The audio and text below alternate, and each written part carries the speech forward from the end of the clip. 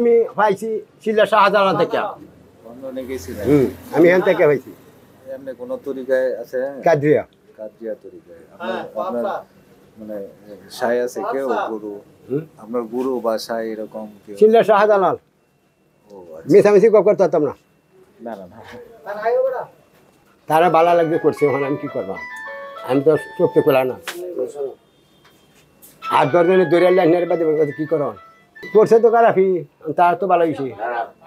করছে আমার হালাই দিছে, হালাই দিয়া হুতাই আছে, হুতাই বাদে চুল কাটছে। এবার আমার শরীর বেউস হয়েছে, আমি মানুষই চিনতে পারি না। এবার বেউস হয়েছে শরীর।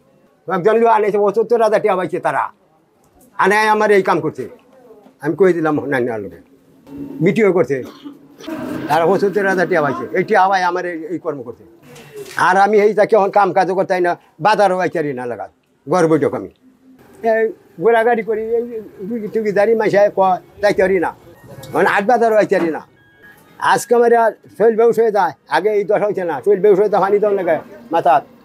ভাই কত হইয়া দেখলাম তো। বিষয়টা হলো গত কুরবানি ঈদের প্রায় ১০-১৫ দিন আগের ঘটনা। অজ্ঞাতনামা ৩ জন লোক, ওই যে হুজুর টাইপের, যেটা আপনারা ভিডিওতে দেখছেন, যে তারা মানে কন্টেন্ট তৈরি করে টিকটক। তাদের পেশা হলো কন্টেন্ট তৈরি করে। কেউ এলাকার কেউ তাকে চিনে না।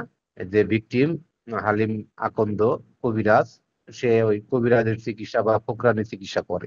এখন তার মাথায় ওই যে চুল ছিল, সেই চুলগুলো কাটছে, কাটার পর তাকে গোসল করাইছে, তারপরে নতুন পোশাক দিছে, ট্রাউজার দিছে। এখনো সে সুস্থই আছে, সুস্থ আছে। তার সাথে কথা বলছি, তার বাড়িতে গেছি। এই ঘটনাটা গত কুরবানি ঈদের ১০-১৫ দিনের আগের ঘটনা। হ্যাঁ, আইনি পদক্ষেপ ভিকটিম পরিবার বা ভিকটিম সাথে যোগাযোগ চলছে। চাহিদা বা লিখিত অভিযোগের ভিত্তিতে আমরা ব্যবস্থা নিব।